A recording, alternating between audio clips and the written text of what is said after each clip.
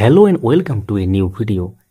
খুবই গুরুত্বপূর্ণ ভিডিও এবং গুরুত্বপূর্ণ যে ইনফরমেশনটা আপনারা এই ভিডিওর মাধ্যমে পাবেন সেটা হচ্ছে প্রাইমারি সংক্রান্ত মামলা কিন্তু বেঞ্চ পরিবর্তন হয়ে গেল। হ্যাঁ, আপনারা ঠিকই শুনছেন।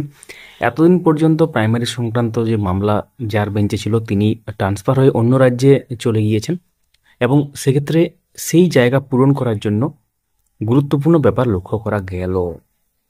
তো অনারেবল জাস্টিস রাজাশেখর মান্থা এবং honourable justice Ajay Kumar Gupta division bench এবং এনাদের এই বেঞ্চে এডুকেশন সংক্রান্ত সমস্ত মামলা কিন্তু চলে গেল।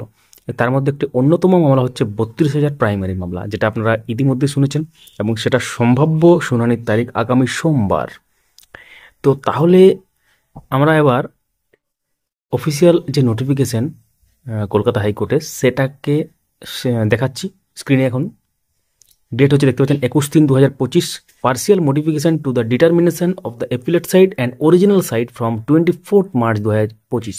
আগামী সোমবার থেকে কিন্তু এই পার্সিয়াল মডিফিকেশন হতে চলেছে, শুধুমাত্র অ্যাপিলেট সাইডও নয়, অরিজিনাল সাইডের ক্ষেত্রেও।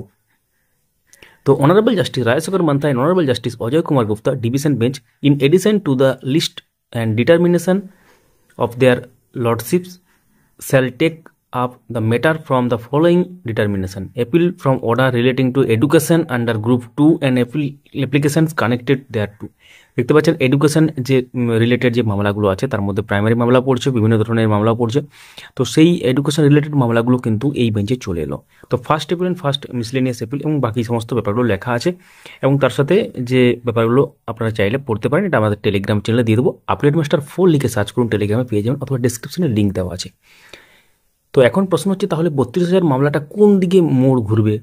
আপনারা কি মনে করেন কমেন্টে লিখুন।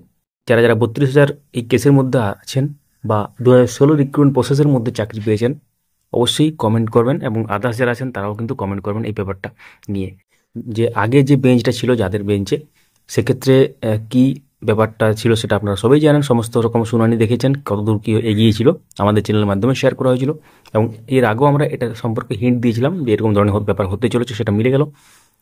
তো এখন দেখার বিষয় কি হতে চলেছে। সঙ্গে থাকুন পরবর্তী আপডেটগুলো পাওয়ার জন্য। এবং একটা গুরুত্বপূর্ণ কথা বলে রাখি, আমরা আগের যে ভিডিওগুলো শেয়ার করেছি আগে, তো সেই ভিডিওগুলো যদি কেউ না দেখে থাকেন অবশ্যই দেখবেন, তাহলে গুরুত্বপূর্ণ তথ্যগুলো মিস করে যাবেন। সেটা 16,500 প্যানেল সংক্রান্ত মামলাই হোক, 2014 OMR কেস সংক্রান্ত মামলাই হোক। সঙ্গে থাকুন, দেখতে থাকুন। অবশ্যই ভিডিওটি লাইক এবং সবার সাথে শেয়ার করতে ভুলবেন না। Thank you so much for watching.